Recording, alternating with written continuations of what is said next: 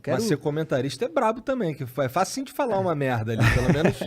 Eu fico vendo que assim, o caralho, maneira essa colocação que o cara fez. O Galvão, ele bota a maior pressão, né? Porque o Galvão começa a parada ali, ele fala, sei lá, jogador tal tá mal, entendeu? E aí, o que você acha aí, que cara? O que você acha? Tu, caralho, e agora, mané? Eu acho que ele é um bananão. Não, tipo, hoje a polêmica do dia é o áudio vazado do Galvão, né? Sim. Vocês devem estar acompanhando o Sim. negócio do Neymar. E você tem que tomar muito cuidado, porque é muito legal estar dentro da Globo, como vocês que são uma referência de podcast, mas você vira um canhão, né? Tudo que você fala tem uma repercussão muito grande, pro bem e pro mal. Então você tem que pensar muito antes de emitir uma opinião e uma coisa que eu sempre procuro trazer pro meu comentário é não esquecer que eu fui um deles, que eu fui jogador. Eu sei o quanto dói uma crítica, eu sei quanto machuca a tua família, porque a gente cria uma casca, você está acostumado. Eu comecei com 5 anos de idade, então quando você chega no profissional, você passou por tanta coisa que a crítica, por mais maldosa que seja, ela não te ataca. O que te machuca é na hora que você vê teu filho, que você vê tua mãe, que você vê tua esposa sofrendo por causa de um comentário maldoso. Eu não faço isso. A minha crítica sempre é muito respeitosa. Eu tenho que fazer, porque eu sou comentarista, sou pago para isso. Agora, eu não preciso falar que o Igor é uma porcaria e que não merece vestir a camisa do Flamengo. Eu posso dizer que hoje ele não está num dia bom e que talvez fosse importante uma substituição para mudar um pouquinho o jeitão de jogar. É a forma que eu procuro tratar, não esquecendo que antes do jogador tem um ser humano e ele tem família e eles ficam chateados, sim. E hoje em dia, tipo, a internet trouxe muitas coisas boas, mas assim, lá no passado a pressão era diferente, né? Porque hoje é todo momento, todo lugar, você não tem um segundo de paz, né? A não ser que você desligue tudo, né? E é difícil desconectar hoje em dia. Os caras criticam o Neymar, né? Demais, né? E tantos jogadores, foi pra noite, tá na balada. Fala, você foi... Deixa eu só te explicar uma coisa. Eu fazia as mesmas coisas que eles fazem. A única diferença é que não existia câmera no celular. É só essa a diferença. A gente aprontava, a gente dormia tarde, a gente pegava a mulher, a gente às vezes discutia com o torcedor. É tudo igual. Não mudou. O que mudou é que hoje você tem mais acesso à informação, você tem acesso às imagens, e hoje aconteceu aqui em São Paulo ou lá no Catar, em um clique você tem acesso a tudo que está acontecendo. Essa é a única diferença. E aí existe uma mudança de comportamento que eu acho que os jogadores têm que ter noção da imagem que eles têm e do alcance que ela gera e tomar um pouquinho mais de cuidado. Mas esse cuidado tu acha que passa por se privar mais ainda? Tipo, eu fico bolado com esse lance de nego pegar muito no pé do Neymar, porque o Neymar é a estrela que é e tal. Mas, pô, é meio desumano até, porque, porra, ele não faz nada da vida dele, ele é obrigado a ser uma máquina de jogar futebol. Então, assim, pra ele tomar mais cuidado, acho que só se privando mais ainda da vida pessoal. Então tem uma linha aí difícil pra caramba. Difícil. De o que eu vou fazer aqui e correr o risco de me expor, ou não vou fazer nada e vou ser só uma máquina. Os caras enlouquecem também. Enlouquece. Só de trabalhar sem parar, tem que fazer alguma coisa. Você já conheceu algum jogador que fosse essa máquina, tipo assim, ele só joga bola e o foco dele total nisso e mais nada? Tem. Talvez o Cristiano Ronaldo hoje seja o grande exemplo disso. O Messi também. E aí eu acho que a comparação ela é um pouco maldosa. O Neymar é muito... O Neymar, o Messi, o Cristiano Ronaldo, o Mbappé, para mim, e talvez eu colocasse o De Bruyne aí nesse quinteto, são os maiores jogadores do mundo na atualidade. Acho até que o Cristiano Ronaldo e o Messi já num outro momento de carreira, e acho que hoje, tecnicamente, na parte técnica, o Neymar é o mais completo deles. Só que o Neymar tem essa rejeição por conta da imagem dele. Olha o que o Cristiano Ronaldo e o Messi fazem e o que o Neymar faz. Cara, os dois são casados, com um filho constituído, e o Neymar é solteiro. Você solteiro tem um comportamento diferente da vida de casado. O Neymar faz algumas bobagens? Faz. Se expõe? Se expõe. Cara, mas é isso. Você não... Talvez... Cada um... Você tem que encontrar o equilíbrio. Da mesma maneira que eu falei, cara, eu encontrei o equilíbrio na minha vida em relação ao meu trabalho e ao crescimento dos meus filhos. O Cristiano Ronaldo e o Messi, talvez eles tenham... Hoje eles se privem de muito desse lado social. Por quê? Porque eles já estão no final da carreira, já estão num outro momento. O Neymar, eu vou te falar, eu conheço um Neymar que muita gente não conhece, tá? O Neymar pai, que trouxe a família para morar, da ex-esposa para morar em Paris para ficar perto do filho, que tem uma fundação que gera emprego, que gera oportunidade e que durante a pandemia não demitiu nenhum funcionário e todos eles tem as questões dos patrocínios, mas que paga do bolso dele. Então, assim, tem muita coisa legal que o Neymar faz. Pô, quando ele fizer bobagem, critica, mas também mostra o lado legal. A gente só critica. A gente chega numa Copa do Mundo e essa é a minha maior reclamação em relação à imprensa. Cara, cada um vai olhar pro seu umbigo e defender o teu país. A gente não. A gente aponta o dedo e mata o Neymar. Ah, porque ele é cai-cai, porque ele tá isso, porque ele tá... Cara, você não vê os caras da França fazendo isso com nenhum jogador da França, da Itália, da Inglaterra. Cara, a crítica, ela é construtiva. Mas eu acho que você tem que ter um certo discernimento, tem um limite. E eu acho que no caso do Neymar, as pessoas passam do limite. Volto a dizer, muitas vezes ele dá mole. Muitas vezes ele bate de frente de uma maneira que ele não deveria. E uma vez eu falei, cara, você vai ficar chateado comigo, você pode não gostar do que eu te falar, só que um dia você talvez dê importância. Você está errado por causa disso. Isso vai te prejudicar. Eu estou do outro lado. Hoje eu sei como funciona a cabeça da imprensa. Cuidado. Ele falou, beleza.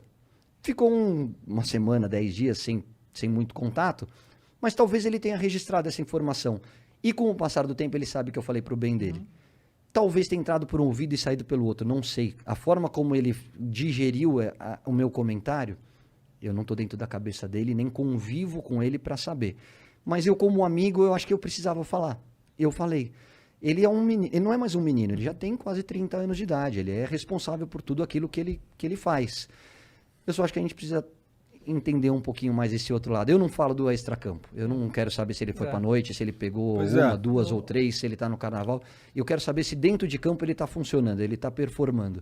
Se ele tá fazendo, o que ele faz fora de campo é problema dele. No domingo, teve jogo, né? Que inclusive ele não foi muito bem, né? Saiu uma entrevista dele, né? Falando que ele talvez a próxima Copa seja a última dele, né? E aí todo mundo, meu Deus, mas por quê, sabe? Tipo, é bem óbvio, porque se você olhar como que se lida as coisas, né? É muita pressão, né, cara? Tipo, ele ganha lá os milhões e tudo e tal, mas ele continua sendo um ser humano, cara. Ele não é uma máquina, é muita pressão. É a coisa assim que... E ele não tem só a pressão de ser esse jogador gigante, mas ele ser, tipo, a única esperança que o Brasil pode ter na Copa do Mundo. É só ele, sabe? Ele tem que carregar tudo, né? Então não é uma coisa fácil de lidar. Eu concordo também que, tipo, vai cometer erros, acontece, mas eu acho que é muito acima do normal como a figura Neymar é perseguida, né? Não me surpreendeu, porque a gente já sabia que ele estava cansado, tá? Mentalmente cansado. Externar isso dá essa repercussão toda, mas a gente sabe o quanto ele está incomodado com todas essas perseguições, principalmente... Eu sempre falo isso, o jogador sabe quando ele jogou mal. O Neymar saiu do jogo contra a Colômbia, ele sabe que ele não foi bem, ele sabe que ele tomou decisões erradas, ele sabe que ele joga muito mais do que ele jogou. A minha função como comentarista é dizer exatamente isso. O Neymar hoje não está bem. O Neymar hoje deveria ter sido substituído, mesmo que seja difícil tirar o craque do time, porque até o craque tem os seus dias ruins. Ponto. Mas a gente sabe como ele está cansado em relação a tudo isso que a gente está conversando, que são conversas de WhatsApp, enfim. O que eu gostaria muito é que a pandemia trouxesse um pouquinho mais de reflexão em relação a esse tipo de análise, entendeu? Que a gente olhasse com o mesmo carinho que a gente olha para Simone Biles, na hora que ela pede para não disputar tantas provas onde ela é a favorita de todas e gera uma discussão. Vamos olhar com esse mesmo lado humano para o Neymar também. Né? Vamos olhar para todos eles da mesma maneira, porque são atletas de altíssimo nível, estão entre os maiores de todos os tempos, recebem para isso, tiram proveito do talento deles, ninguém está falando que são coitadinhos, não é nada disso. Mas não vamos esquecer que antes do ser humano, antes do atleta existe o ser humano.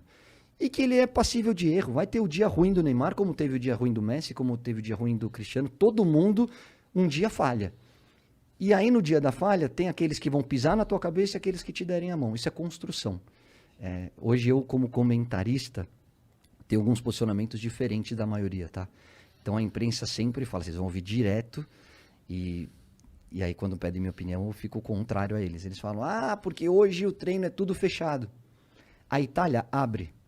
A Inglaterra abre. O Manchester City abre. Só a imprensa quer que abra. E aí, na hora que você divulga, você está dando arma para o seu adversário. Então, por que precisa abrir? Porque as relações são muito diferentes. São mesmo.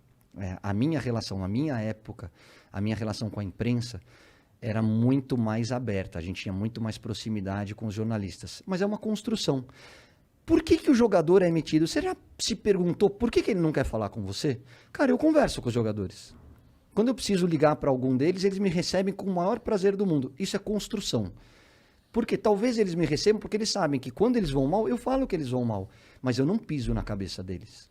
Então, hoje, talvez aqueles que se queixam são os primeiros a dar porrada nos caras. E aí depois você quer uma exclusiva. Pô, na hora que você teve a oportunidade, você pisou na cabeça dele. Agora você quer uma exclusiva? É ação e reação. Você planta, você colhe. Se você não foi legal, por que, que o cara tem que ser legal com você? Ah, porque... bate, você tem que dar a outra face. Tem que dar o pelo amor de caramba, Deus. meu. Se você bateu, você vai apanhar. É simples assim. Esse lance que você tá falando aí é importante pra cacete, porque quando a gente conversou com o Dani Alves aqui, teve uma galera que ficou chateada. Porra, tu ficou tentando falar com ele há um tempão. Porra, mas você só chama o cara pra esculachar o cara, pô. Ou você esculacha o cara pelas costas o tempo inteiro, e na mídia, e não sei o quê, não sei o quê. O cara vai querer falar contigo? Eu não vou querer falar com um cara que fica me esculachando o dia inteiro, a vida inteira. Então, você tá falando aí, total, faz sentido demais. Outra coisa que incomoda demais os jogadores, e me incomodava, e eu já fui vítima como comentarista, tá? Às vezes você faz uma linha de raciocínio com começo, meio e fim. Como as que a gente tá conversando espontaneamente. Só que você vender a matéria, você precisa ter clique. E aí você tira do contexto uma frase, transforma em manchete, e aí aparece lá. Vou dar o exemplo do Daniel Alves. Daniel Alves detona o São Paulo. Cara, você já está induzido a ler a matéria com raiva do Daniel Alves para o São Paulino. Na hora que você lê, a matéria é completamente diferente. Aí você fala, por que ele pôs essa manchete? Para ganhar clique. Agora, você desconstruiu toda a tua linha de raciocínio. Muita gente nem lê a matéria, lê só o título. Sim. E aí passa uma informação para o público mentirosa. Isso magoa demais o atleta. Aí o cara não quer falar com você. E aí você fica incomodado porque ele não quis falar com você. Pô, na hora que você teve a oportunidade, você não foi legal com ele.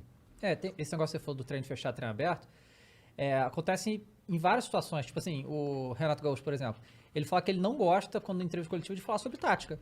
E, tipo assim, eu entendo, pelo menos já falei isso outra vez, que, tipo, ele falar sobre a tática do time dele é ele falar pros outros treinadores o que ele tá fazendo, deixando de fazer. Por que ele ia fazer isso, né? Não é muito comum o treinador falar também, né? Mesma questão dos jogadores lesionados. Ele segura, tipo, a informação é do departamento médico do Flamengo, a gente tem que saber quando o jogador vai se recuperar e tal, e, tipo, medir o que é divulgado, porque isso é munição pros outros times saberem o que tá acontecendo. Exato. Isso é óbvio, né? Isso é óbvio, tipo, ele falou que o André estava com a perna pesada, né? Tipo, jogou meio que no sacrifício. Tipo, outro time aí, o próximo jogo, o André com a perna pesada, vamos forçar ali em cima dele, já sai, né?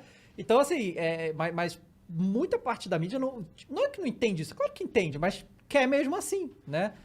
Cada um defende o seu, né? Sim, Eu entendo o lado da imprensa. Eu só discordo da forma como eles se queixam de algumas atitudes.